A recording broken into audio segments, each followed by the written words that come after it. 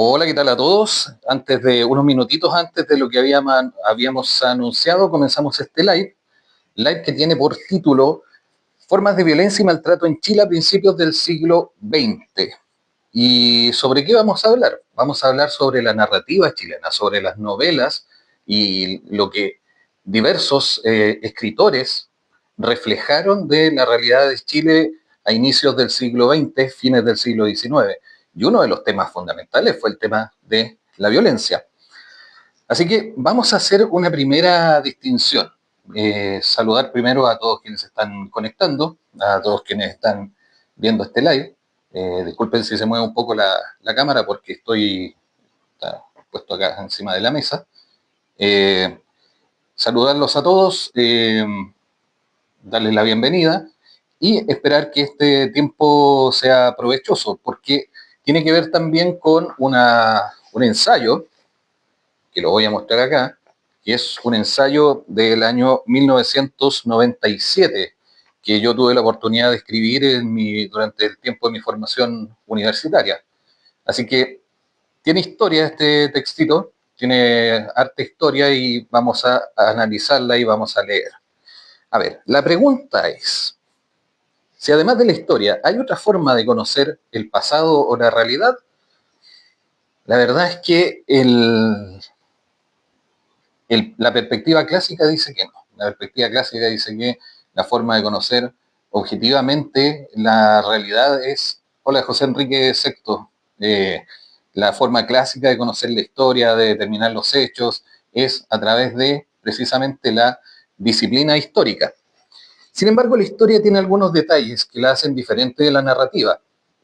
La narrativa entendiendo fundamentalmente novelas, cuentos, relatos de ficción, relatos en los cuales el escritor se sitúa en un contexto para dar una historia que eventualmente los personajes no son fidedignos o no son personajes que existieron, pero sí lo que vamos a rescatar de la narrativa es el contexto.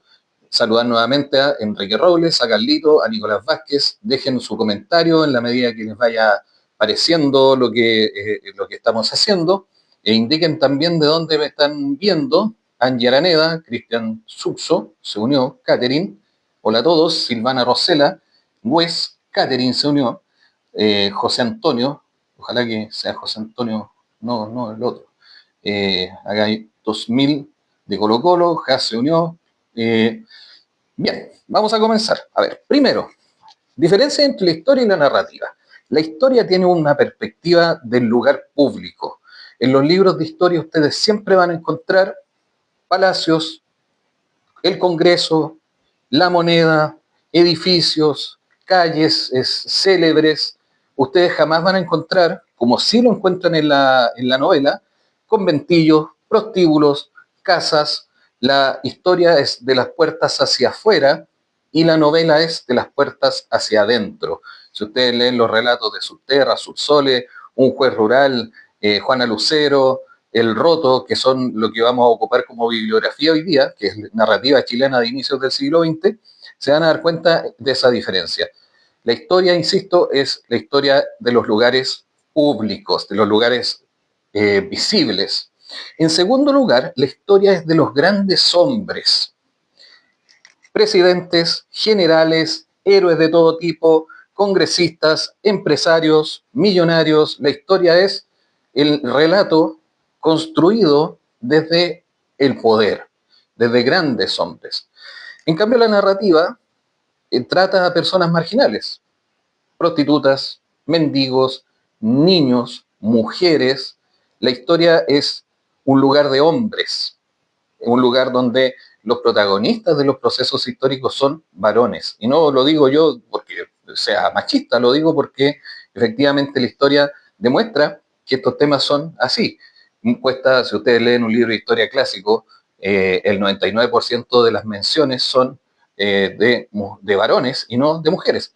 En cambio, la narrativa tiene una sensibilidad hacia las mujeres, hacia los niños y los ancianos. Se retratan en los cuentos y en las novelas. Mi papá en Colina 2, ¿qué hago? Vaya a verlo y llévele cigarro, no, pues hijo, ¿qué más puede hacer? O vaya a tirarle un pelotazo, no sé, hay distintas formas de ayudar a los papás cuando están en situación de privación de libertad.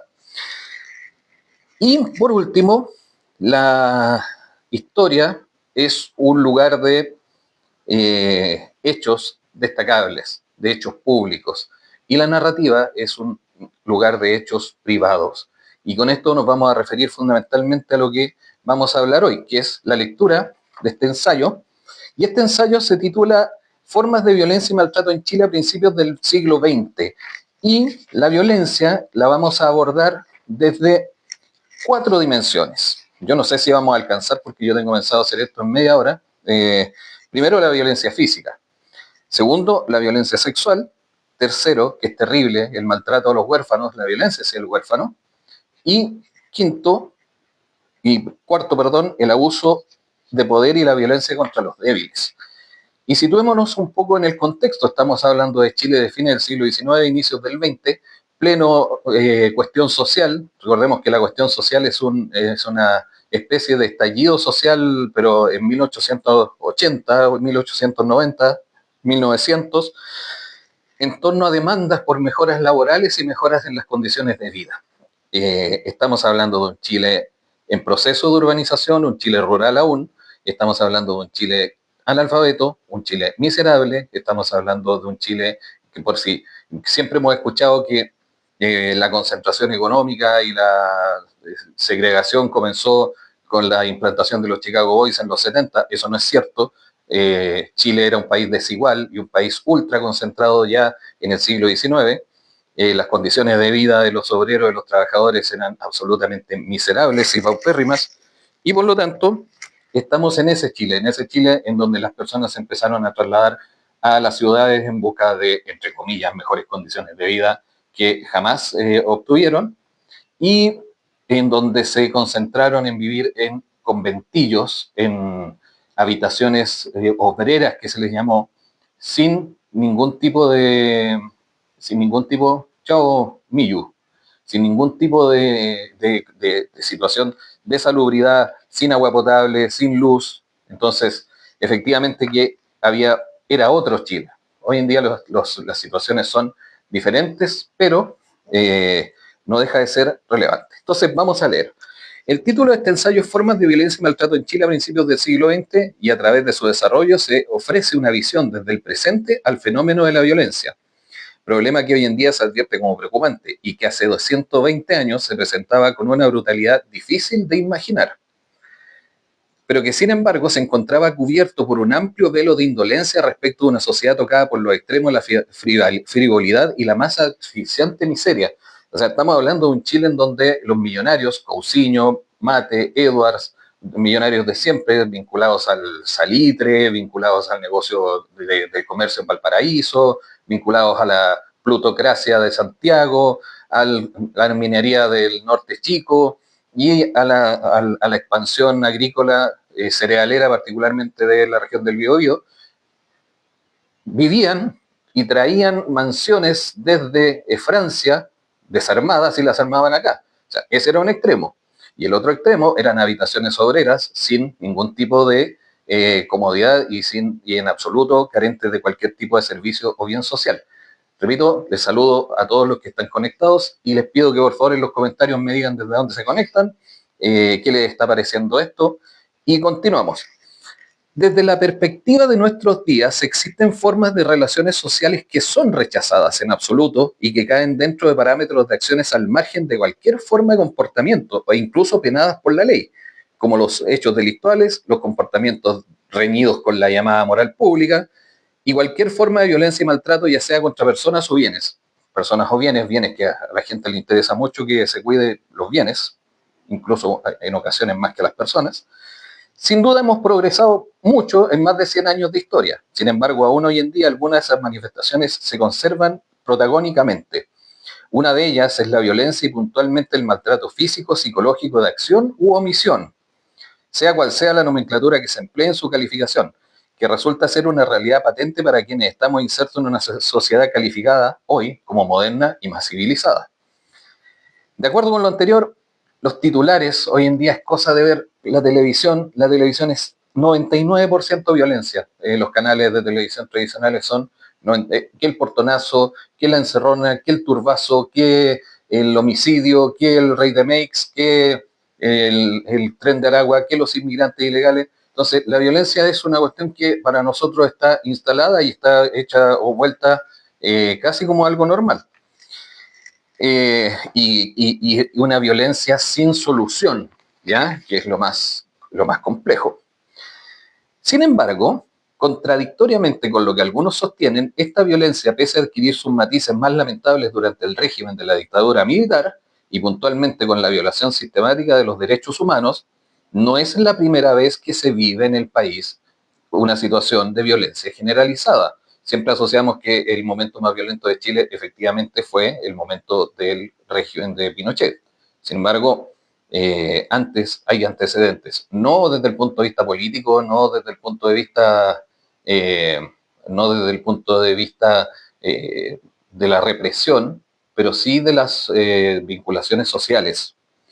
Entonces, en ambos, las primeras décadas del siglo XX, en ámbitos sociales diversos, como lo son la casa de la familia donde fue violada Juana Lucero. Juana Lucero era una adolescente que fue violada y el relato lo señala. El prostíbulo donde crece el esmeraldo o las minas del carbón en la zona de Lota y Coronel, en un seguimiento a través de la narrativa de las formas y manifestaciones de la violencia y el maltrato, centrando los objetivos básicamente en conocer y caracterizar esta violencia, individualizar y diferenciar a las víctimas y a los victimarios. O sea, en este caso hay dos actores, el que maltrata y el que es maltratado, y determinar las ideas que subyacen al empleo de la violencia buscando las causas que lo promueven. O sea, un marido le pegaba a la esposa porque había un contexto, había una explicación, y lo vamos a ver acá. Y vamos a ver violencia física, violencia sexual, maltrato al huérfano, abuso de poder. Hay otras formas de violencia, pero a inicios del siglo XIX, a fines del siglo XIX e inicios del XX, la cosa iba por ese lado. Vámonos con el primer capítulo, y aquí voy a señalar citas textuales, ¿ya? Citas textuales de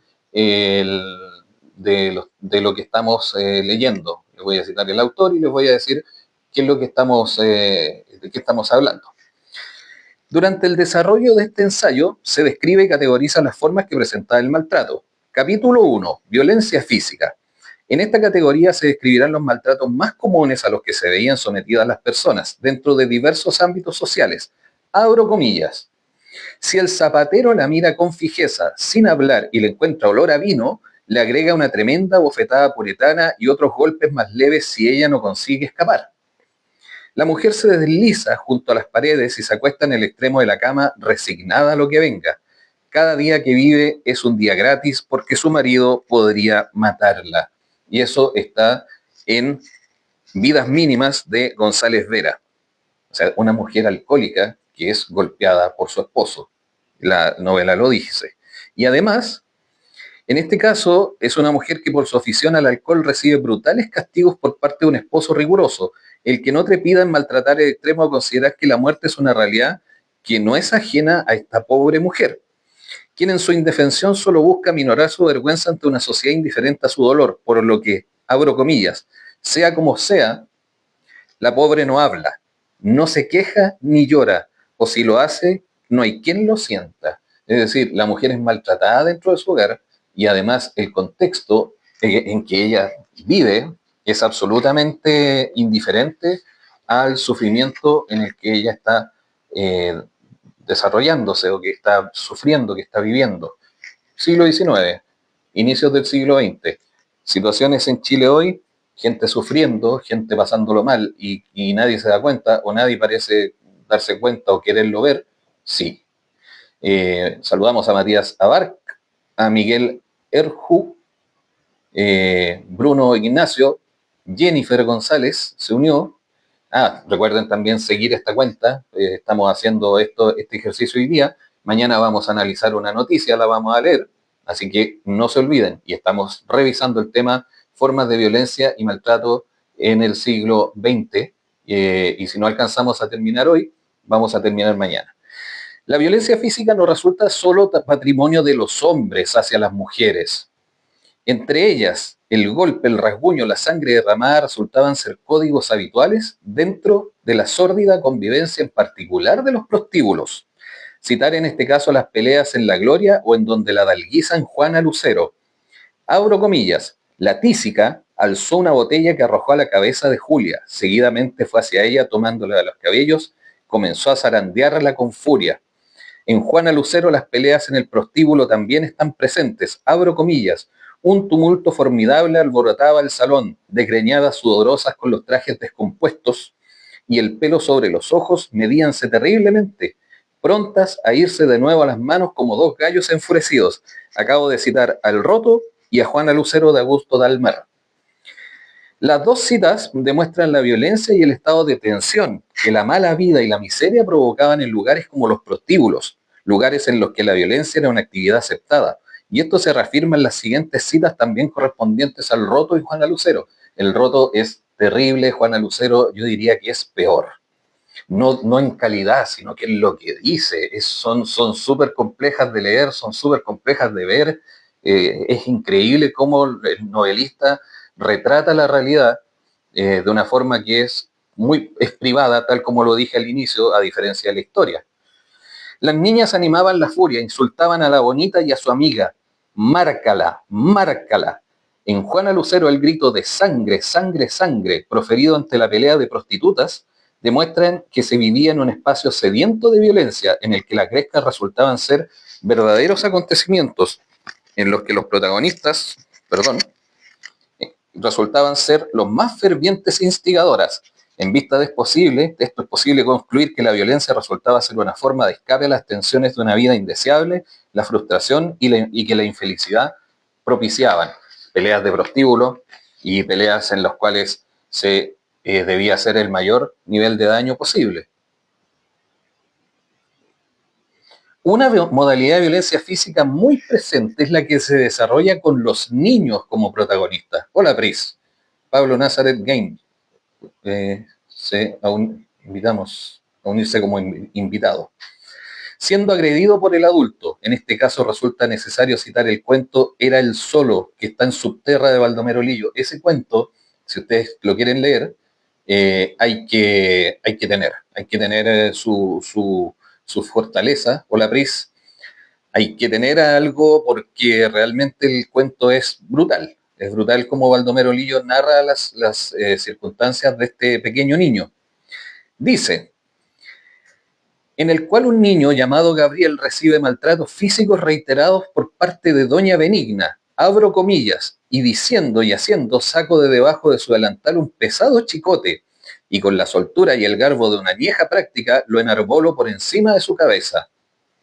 Y continúa el relato, y así era menester apelar al chicote para mantenerlo despierto pasadas las oraciones. No era menos reñida la pelea que había que librar en la mañana para que se levantase a encender fuego y a preparar el desayuno. Muchas veces lo había azotado con todas mis fuerzas. Era tal el maltrato hacia Gabriel que en otras citas se señalan frases como ni muerto te libras, te aseguro que soy capaz de resucitarte a chicotazos. Y esa es la situación que vivía Gabriel, un niño que, vamos a verlo más adelante, lo dejaron al cuidado de doña Benigna, lo dejaron para que ella lo cuidase porque su mamá murió, pero en vez de cuidarlo, ella lo convirtió en un sirviente y no contenta con convertirlo en un sirviente, le daba palizas prácticamente todos los días en la mañana y en la tarde. Es decir, el niño empezaba a bostezar porque mal alimentado, mal dormido, y lo más terrible de todo es que ese niño sabía que en la mañana se iba a despertar y sabía que lo primero que iba a sentir al momento de empezar el día era golpes, y golpes no cualquiera, sino que la mujer se ensañaba con él, se ensañaba con Gabriel.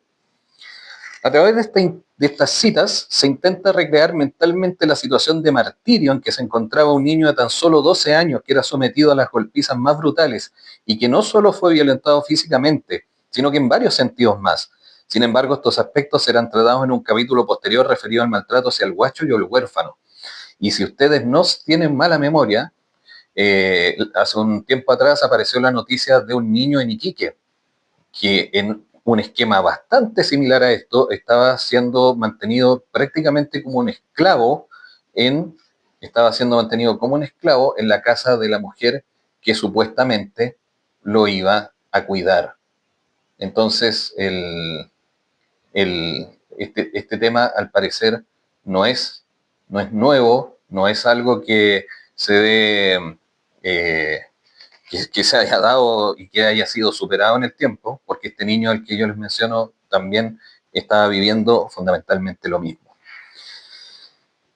En este cuento, Víspera de Difuntos, en Subsole, una niña de 12 años era maltratada bestialmente, y la palabra bestial no es coincidencia ni es casualidad. Hola, Tati. Fuera de mí, cogíala a veces por los cabellos y la arrastraba por el cuarto, azotándola contra las paredes y contra los muebles hasta quedarme sin aliento. O sea, acá estamos hablando de personas que ejercían el poder sobre estos niños a través de la violencia absoluta y la violencia física. O sea, la agarraba del pelo y la paseaba por el piso, y esa era la normalidad para estas niñas, y la hacía chocar contra los muebles hasta quedarme sin aliento. Es decir, no se detenía porque la niña le pasara algo, porque estuviera sufriendo, se detenía porque se cansaba.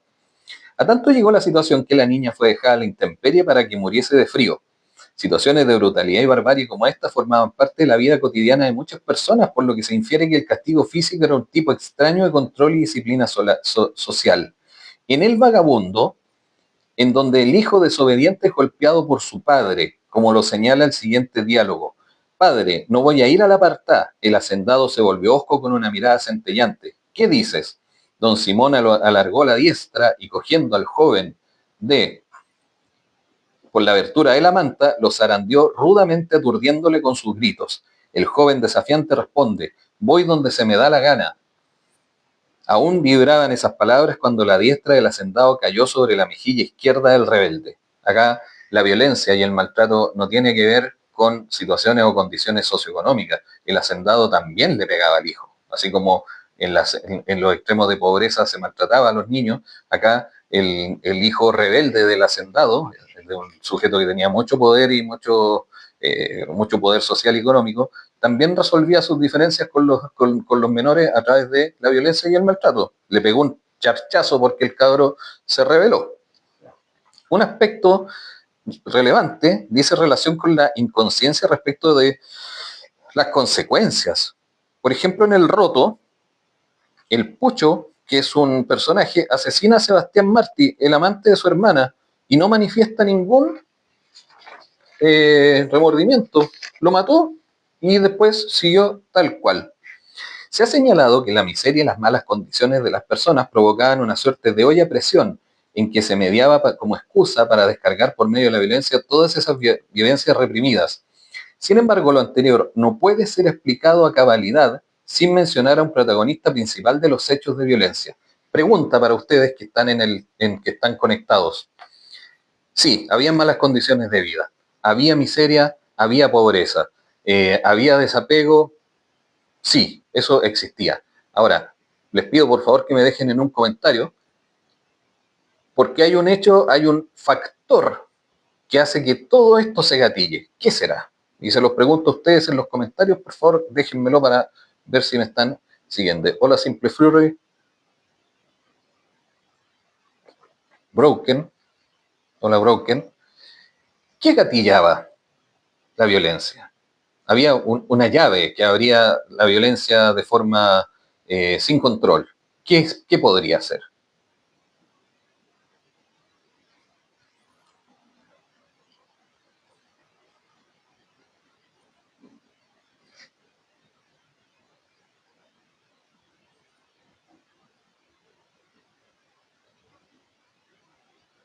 ¿Qué podría ser que gatillase la violencia? Algo pasaba, que la violencia se desataba de forma sin control? ¿Qué es lo que ocurría? Y aquí es donde aparece un elemento que es clave, que es el alcohol. El poderoso efecto que el alcohol desarrolla sobre la conciencia y el juicio de las personas se ve reflejado en la forma en que los individuos se comportan tras su ingesta. La química del cuerpo, dice Miguel Rulú. Sí, la química del cuerpo reaccionando con el alcohol. El alcohol era el gran gatillante de este tipo de comportamientos. El alcohol, como con su efecto desinhibidor y de cortar los mecanismos de control consciente, independiente de si es un depresor o un exaltador, el alcohol permitía que las personas se comportasen lo más cercano posible a su verdadera naturaleza, y la naturaleza era violenta. Las disputas y grescas no dan tregua. Por un sí o un no, esos hombres en que el alcohol hace de una susceptibilidad extraordinaria se van a las manos. Muchas veces el matador vuelve al prostíbulo, con el furor asesino pintado en el semblante, convertido en bestia humana por el demonio del alcohol. Y agrega, cuando los borrachos salen a batirse a la calle, no alcanzan a poner la barra de fierro sobre la puerta antes de que se rasgue en el aire un quejido. Y estamos citando a El roto de Joaquín Edwards Bello. Entonces, nada que pretenda abordar estas situaciones. Maricel Coliqueo Ramos. Hola Maricel, tú te conectas, te has conectado a todos mis live, te aprovecho de saludar, y estamos hablando de cómo la narrativa chilena del siglo XX reflejó la violencia con que vivían niños, ancianos, pobres en el Chile del siglo XIX y a inicios del siglo XX. De eso estamos hablando hoy día. Estamos leyendo un ensayo que se llama Formas de maltrato y violencia en Chile a inicios del siglo XX. Eso, Maricel. Al principio no quisimos abrirle porque el maestro Juan suele beber y se pone muy odioso, señalan las hermanas Alderetes agredidas por el ebrio. Considerando estos antecedentes, es posible señalar que las borracheras desde bastante tiempo atrás ya se han convertido en el paso previo de pendencias y velorios. Capítulo 2. Ya terminamos el capítulo 1.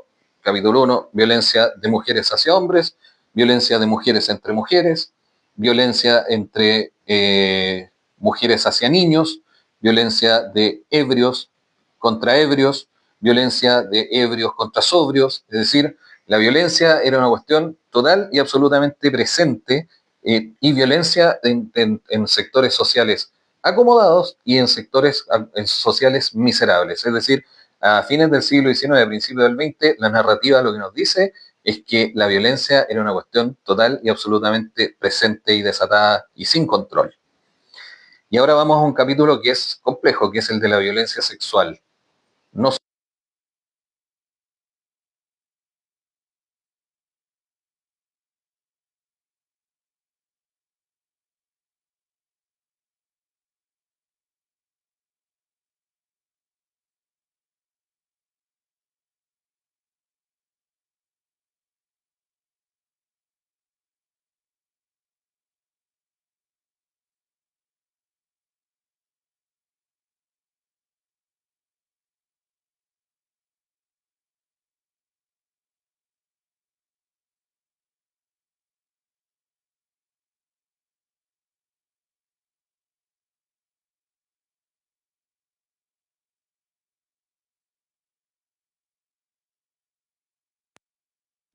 Miguel, ahí se escucha. ¿Se escucha, Miguel? Muchas gracias por avisarme. Deme un segundito.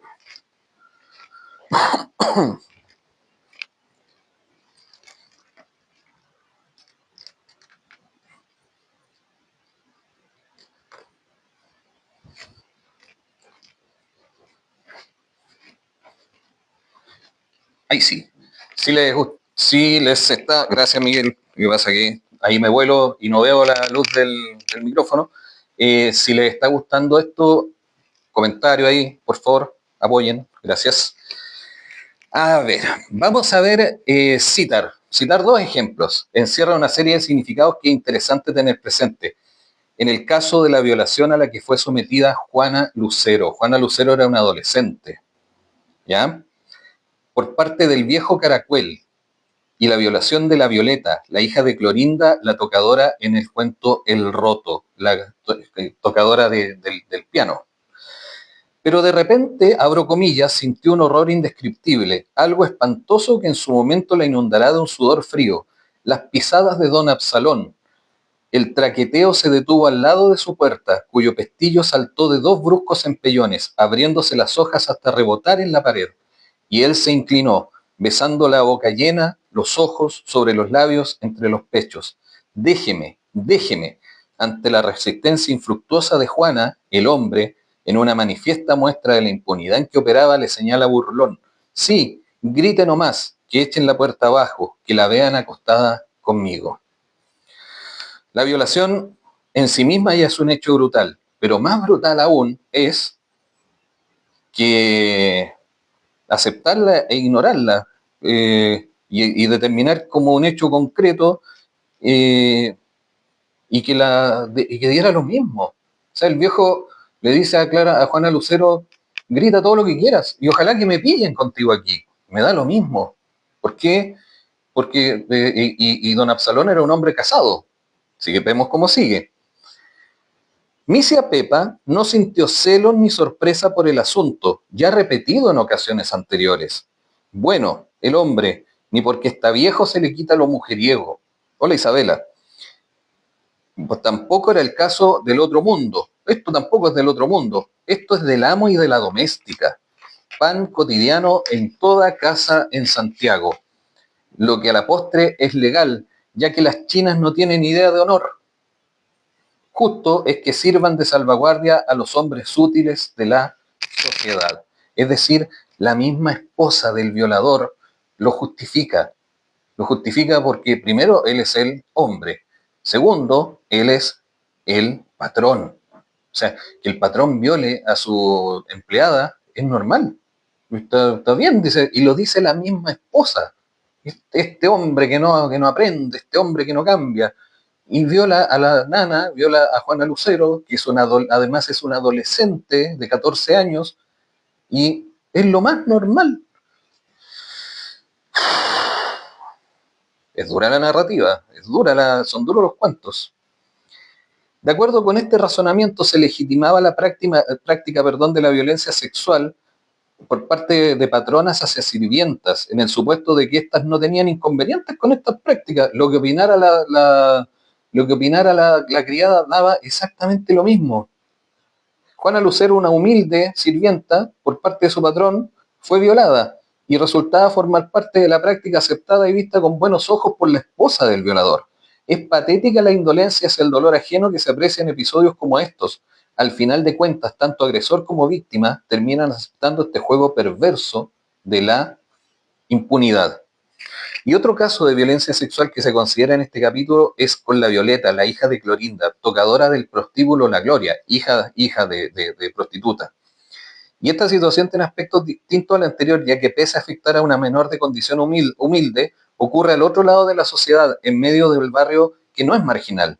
En este caso resulta interesante señalar que la situación de entorno es distinta a la de Juana Lucero. La habían encontrado, abro comillas, en las afueras de la población, por esos basurales entre unos solares abandonados. Lloraba en una posición que no admitía dudas, la forzaron. La violación era un hecho consumado. Sin embargo, en este caso, la atención se centra en la reacción de las personas hacia lo sucedido. Solamente su madre lo lamentó. O sea, habían violado a la niña, a Violeta, la hija de Clorinda, y la mamá fue la única que lo lamentó. Y la encontraron botada en una zanja. El desgarrón pavoroso de su carne, arrancaba de la garganta de Clorinda gritos pavorosos. Pero esto terminaba de la peor forma. Hola Poncho, hola Félix. Por favor, indíquenme en los comentarios de dónde me están conversando, de dónde me están viendo, si les está apareciendo el contenido. Resume la desesperanza de la madre respecto de encontrar a los culpables de lo ocurrido. Echó una mirada tremenda a las niñas, sus ojos se echaron fuego. ¡Ay de aquella que hable! ¡Ay de vosotros si hacéis una alusión a esta desgracia! Tomás Alberto, hola Tomás Alberto, Mutsi se unió. Estaba claro que no habría justicia por lo ocurrido, por la violación de Violeta, la hija de Clorinda, la tocadora del piano en el prostíbulo, que había quedado en una zanja. Y además es su propia madre quien dice, de esto ya no se habla más. Pobres ustedes que hablen de lo que le pasó a mi hija. por lo tanto, posibilidad de que se investigue, posibilidad de que se persiga el delito, nada. O sea, la violaron y vive con eso y aprende a vivir así y lo lamento mucho. Estaba claro que no habría justicia. Lo mejor era tejer un manto grueso de olvido acerca de lo ocurrido. Esta idea respecto a la imposibilidad de encontrar a los culpables demuestra el violentador ambiente que resultaba en una injusticia para la víctima. La misma aceptación acerca de lo ocurrido se observa en Juana Lucero, quien dice lo siguiente. En este caso, la excusa se plasma en la frase, para lo que iba a durar. La niña era coqueta y el ambiente en el que vivía daba a entender de que lo que le ocurrió, tarde o temprano, le iba a pasar. Un prostíbulo, tarde o temprano la llevarían a un prostíbulo.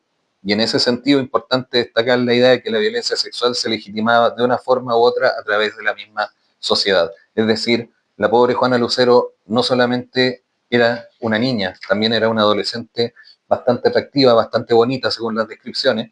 Entonces la misma Juana Lucero dice, bueno, me violó este hombre, sí, total, para lo que iba a durar, sin que lo hicieran, al final era una conformidad.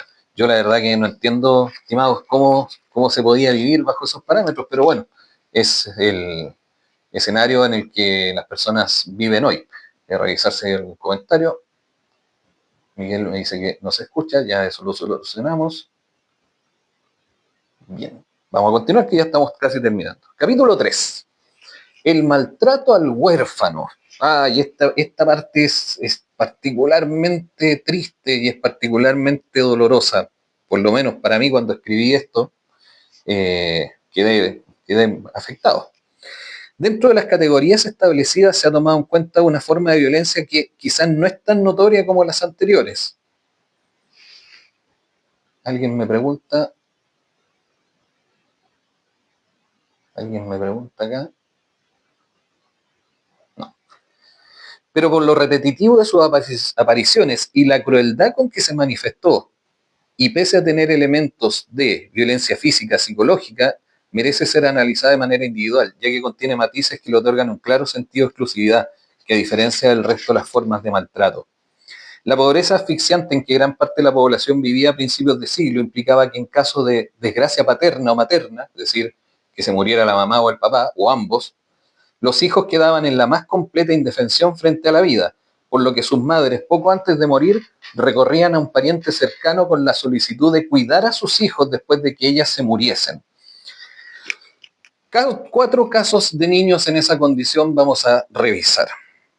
Entonces, lo primero,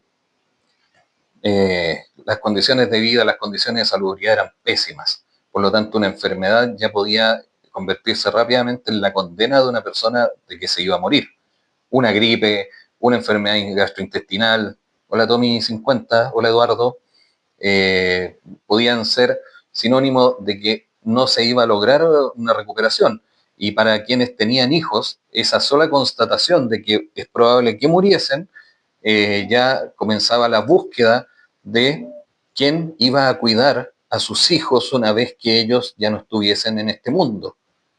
Entonces estaban forzados a cuidarlos y a dejarlos al cuidado de alguien. En el primer caso corresponde a nuestra amiga que ya hemos visto, el de Juana Lucero, quien a su madre moribunda dejó el cuidado de su tío Loreto Garrido. Abro comillas. De antemano supo la solterona que lo que querían era encajarle a la chiquilla. Pero acudía, sin embargo, por no parecerle mal la idea. Hasta ahora había vivido con una sirvienta más vieja que ella y como la pobre arrastraba los pies, le venía de perilla la ayudita. La idea de la servidumbre se refuerza con esta frase. Esta tarde, abro comillas, arreglarás tu pieza y en la noche te advertiré tus obligaciones de todos los días. Chuta, Juana, te voy a dejar donde tu tía Loreto, ella te va a cuidar. Ya mamá, está viviendo el duelo, la mamá murió, llega a la casa, va a ordenar tu pieza y después te voy a dar tus tareas. Chuta, pero ¿qué tareas si yo soy su invitada? No, señor, usted mi invitada no es, usted va a ser mi nana, va a ser mi criada. Lamentablemente muy tarde se dio cuenta Juana Lucero de que era una sirvienta. Y eso es lo otro, que Juana no se dio cuenta inmediatamente de que la iban a hacer trabajar de sirvienta. Ya que pasados varios meses, de llegar donde Misia Loreto, al ser requerida, aún contestaba inocentemente, bueno tía. O sea, Juana llegó, Misia Loreto le dijo lo que iba a pasar y Juana Lucero seguía después de meses diciéndole tía. No asumía o no entendía su condición de criada. Hola Manuel Fuentes, ¿cómo te va? Empampado Miguel se unió. Oye, Empampado, hay un libro de Francisco Muad del Empampado Riquelme, me aproveché de acordar. Messi chiquito, hola guapo, ya, hola. Juan Carlos Mar se unió. Probablemente se negaba a reconocer que estaba siendo maltratada, ya que ese reconocimiento, sumado a la extrema soledad en que vivían, habrían logrado hacer colapsar la resistencia de Juana al dolor por su desdicha. Recordemos que aquí estamos hablando de una niña a la que se le había muerto la mamá y que había quedado huérfana. Pese a esto, su situación empeoró. Los insultos no escamparon. La vida era un infierno para Juana. A cualquier cosa le gritaban de una hasta ciento y como la tuviese nerviosa y tímida, cada nueva torpeza venía a ser un motivo. Esa perra taimada todo lo hace de mala voluntad. Merece que la echen a la calle para que aprenda. La tía que la tenía que cuidar. Sin duda la vida de Juana se presentaba miserable, pero lo peor resultó ser la falta de cariño que debió enfrentar, lo que sumado a una soledad asfixiante resultan ser las peores formas de violencia para un niño. O sea, Juana estaba abandonada, estaba huérfana, estaba viviendo un duelo no resuelto, como diríamos hoy en día, haciendo un lenguaje de estas fechas, un duelo no resuelto, la mandan a trabajar, supuestamente la van a cuidar y no, queda de nana. Y más encima, la persona que la tiene bajo su cuidado la trata de lo peor, la trata de perra, la trata de la amenaza permanentemente que la va a echar. Hola Carmen. Pero acá viene, creo yo, que la situación más compleja, que es la de Gabriel, el protagonista de Era el Solo, quien no solo tiene que sumar a la soledad de su condición, sino que también tiene que sumar el maltrato físico. Esto sumado a su servidumbre agobiante, su cabeza rapada, sus pies desnudos y el traje de burda tela que viste demuestran a las claras la especie de servidumbre a la que está sujeto. Es decir, a Gabriel le cortaron el pelo de la peor forma, me imagino yo, machetazo, descalzo, con un traje que probablemente no se cambiaba nunca, el niño estaba sucio. Ay, ay, ay. A sus sufrimientos y maltrato constantes se suman las añoranzas constantes por el pasado y por aquellas pequeñas hermanas que desde hace tanto tiempo dejó de ver. Poco a poco su rostro, que reflejaba sus pensamientos, fue adquiriendo una dolorosa expresión de amargura. Los tenaces recuerdos del pasado volvían a saltarle. O sea, mostrándole el contraste de ayer, cuán penoso es el presente y tan sombrío el porvenir, y de repente la separación surgió en su espíritu, produciéndole una sensación tan aguda de dolor que para ahuyentarla reunió todas sus energías y toda su voluntad. Era tanto el dolor que debía soportar que el niño de 12 años, en un final dramático, optó por quitarse la vida.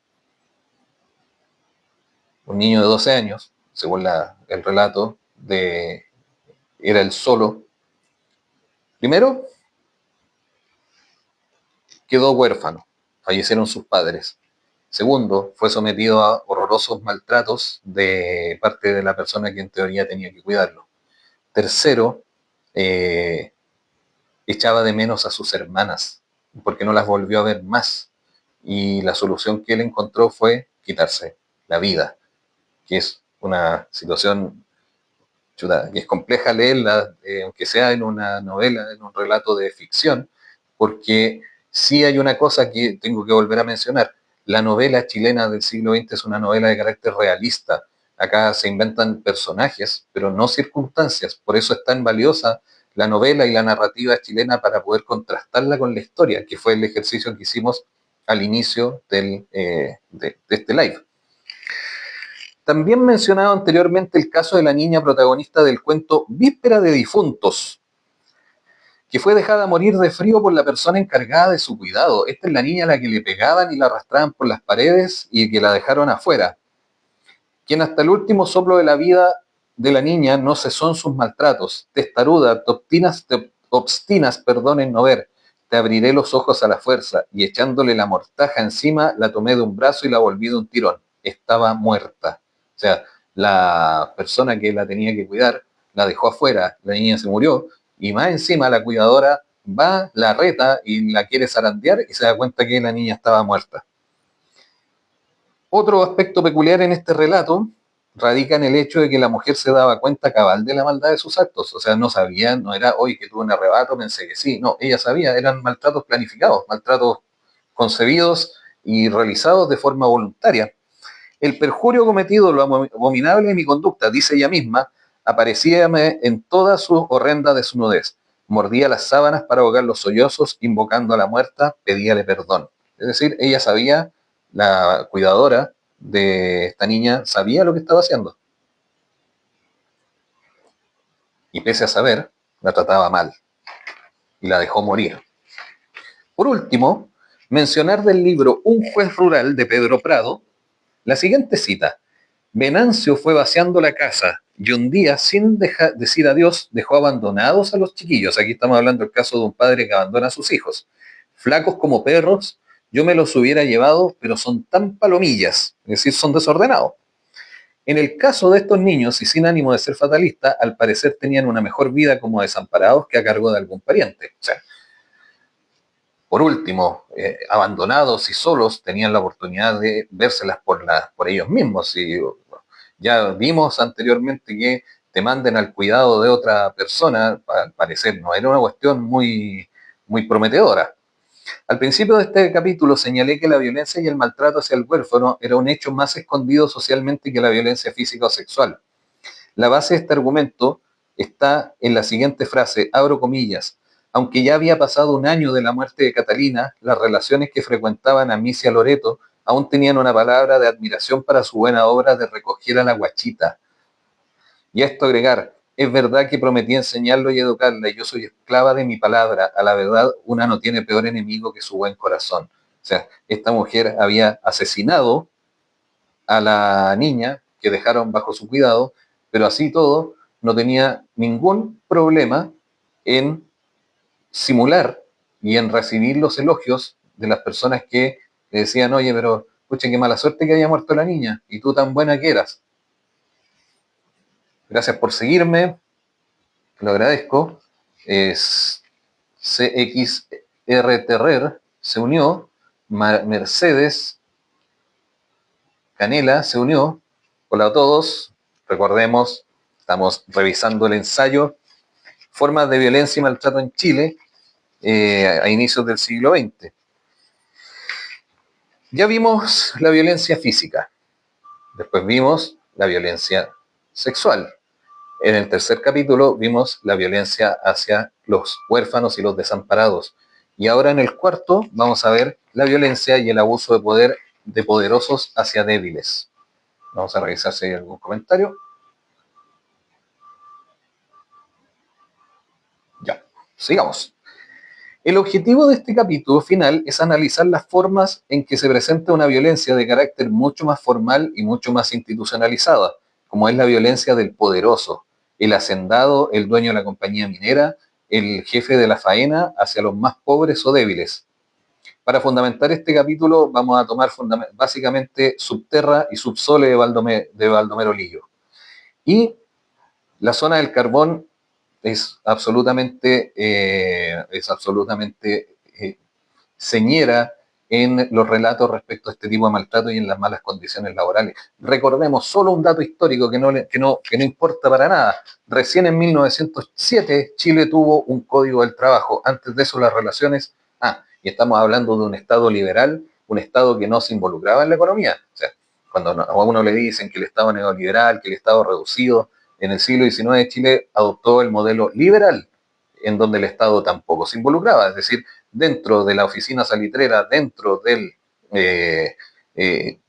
la mina de carbón, era el mundo privado del dueño que ejercía sobre los trabajadores en los tratos que a él se le ocurrieran y no había a quien reclamar. Durante largos, en este cuento, en el registro, el cuento del registro, que aborda la problemática referida al férreo control que ejercía la compañía carbonera sobre la vida de sus empleados. En este cuento, una humilde mujer ya anciana, que añora degustar la hierba mate de buena calidad que se vende en el pueblo, transgrede la disposición de comprar los productos en los almacenes de la compañía. Durante largos meses, abro comillas, fue atesorando centavo por centavo en un rincón de la cama, bajo el colchón, la cantidad que le hacía falta. O sea, la viejita quería tomar mate. Quería tomar mate bueno. No el mate horrible que le vendían en el monopolio que ejercía la tienda de la faena. Eso quería la señora. Quería tomar mate, mate bueno, de buena calidad. Y fue ahorrando.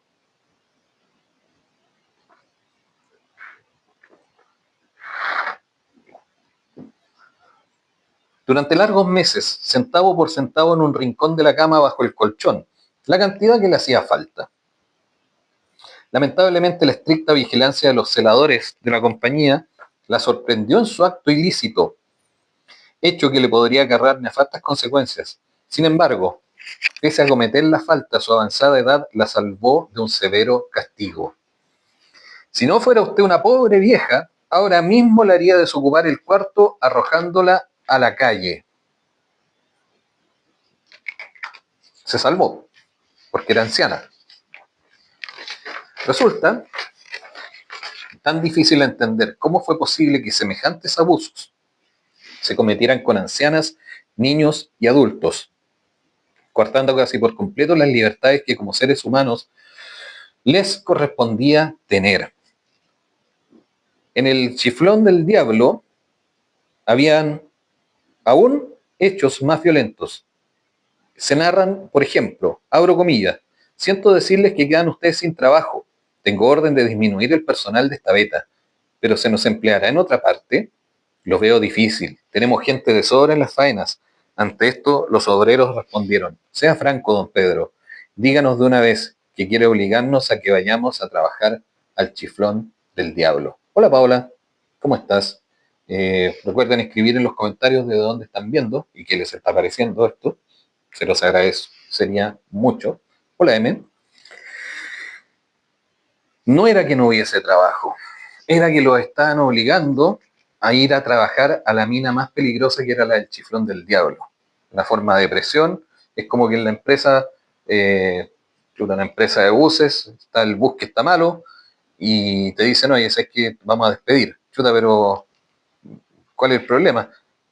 No, es que tendrías que trabajar y manejar el bus malo. Y la gente, con tal de mantener su empleo, hola Antito, 66, hola Cintia, ¿cómo estás? Aceptaron. Esa era la estrategia por parte de los empresarios para obligar a los trabajadores a emplearse en una mina, tristemente célebre por los accidentes y la muerte que en ella se produjeron. Tenían la seguridad que los obreros, ante la imperiosa necesidad de sustentar sus hogares, aceptarían el trabajo. Y además, no solamente esa era la seguridad del patrón, sino que los obreros también tenían una seguridad, que era mejor morir en un derrumbe, morir aplastado, que morir de hambre y ver morir a su familia. O sea, condiciones, o sea, prefiero morir de una rápidamente aquí aplastado por toneladas de carbón, que quedar sin trabajo, no poder sostener a mi familia y ver cómo mis hijos se mueren y ver cómo me muero yo mismo también porque no tengo que darles de comer. Uf. Para concluir el ensayo se abordará la violencia hacia el más débil, que los hacendados desempeñaron como maestría. Citar el cuento Quilapán, en que el hacendado don Cosme despoja por medio del engaño a un pequeño propietario indígena, que producto de su tenencia le impide consolidar por completo su gran propiedad. Acá dice Jano, ¿me envías un saludo, por favor? Por supuesto que sí, pues Jano, ¿cómo te va? Gusto saludarte, gracias por estar viendo este live. Espero que haya sido o que sea de tu agrado y espero que me dejes un comentario, Jano, por favor. Entonces tenemos el caso de que Quilapán se niega a vender su propiedad al hacendado, mientras el dinero se va sin dejar rastro, dice Quilapán, la tierra es eterna, nunca nos abandona. Como madre amorosa nos sustenta sobre sí en la vida y abre sus entrañas para recibirnos en ellas cuando se llega a la muerte. y abre sus entrañas para recibirnos en ellas cuando llega la muerte. Esta herencia de sus antiguos parece un islote en medio del océano, 10 cuadras de terreno enclavado en la extensísima hacienda. No obstante, los esfuerzos y añoranzas de Quilapán resultaron inútiles frente al poder de don Cosme. Don Cosme era el dueño de la hacienda, quien, al fin y al cabo, premonido de malas artes, lo despoja de su tierra, su dignidad y su vida. ¿Cuál es el caso acá? Tenemos a Quilapán, el hombre tiene una pequeña 10 hectáreas dentro de una enorme hacienda, y don Cosme, el dueño de la hacienda, quiere quedarse con el terreno de Quilapán, porque en el fondo es el único propietario que no, es el único terreno que no es de él, y a través del engaño y la presión termina quitándole su posesión a Quilapán. Y Quilapán tenía la idea de que la tierra era totalmente valorable porque era el lugar donde él donde se iban a enterrar sus huesos, y además era el lugar que había sido heredado por los antiguos. Tenía todo un concepto para Quilapán la tierra, y para don Cosme solamente era un lugar más que poseer. Y él ocupó todas sus malas prácticas, sus malas artes para quedarse con la tierra de este campesino. Conclusiones, ya vamos terminando. De cierta forma, las conclusiones ya han sido adelantadas. Yo ya he ido señalando conclusiones respecto de este ensayo que yo escribí el año 97. La violencia tiene diversas manifestaciones, de acuerdo con las circunstancias y el contexto. A inicios del siglo XX, las manifestaciones están fuertemente mediadas por una aparente inconsciencia de la sociedad respecto de la situación de maltrato e indefensión que amplios segmentos de la sociedad experimentan. Y ahí tenemos que referirnos también, hola Mario, tenemos que referirnos a el contexto. Nosotros estamos hablando de fines del siglo XIX e inicios del XX, en la llamada República Parlamentaria. La República Parlamentaria, que fue posterior a la Guerra Civil de 1891, en donde se acaba el régimen presidencial, y que se transforma además en uno desde 1891 a 1925, se transita por los periodos presidenciales más ineficientes de la historia de Chile. Entonces, aquí ocurre una contradicción, y una contradicción importante. Hola, Cecilia. El momento en el que el país está experimentando mayores dificultades y necesita mejores gobernantes, encuentra a este país con la peor calidad de gobernantes y de sistema político que se podría pensar, que fue el sistema parlamentario de fines del siglo XIX e inicios del XX. Solamente decir que los presidentes muy poco podían hacer, y que un presidente se destacó fundamentalmente por dos cosas: por la ley de la silla, que era una ley social, y por un sándwich que era el Barros Luco, que era el sándwich que llevaba su nombre del presidente Ramón Barros Luco, y los presidentes no se destacaban mucho más que por eso. Disculpen que me estoy tomando unos matecitos. Tampoco habían organismos formales de protección, no habían organismos como los que pueden existir hoy, que, chuta, yo no sé si mejor niñez hubiese funcionado en esta época, no lo sé, no creo, si no funciona ahora, aquí menos, pero no habían organismos formales, el Estado no tenía ningún tipo de sistema de protección, se asesinaba impunemente, se maltrataba impunemente, se golpeaba impunemente, se vulneraban los derechos de los niños impunemente. Entonces, la violencia está instalada con total impunidad. Y además, la violencia estaba mediada por el consumo del alcohol. El alcoholismo era un tremendo problema social, era un tremendo problema de los grupos, particularmente de las personas en condición más humilde, y que era un tremendo gatillante de los actos violentos.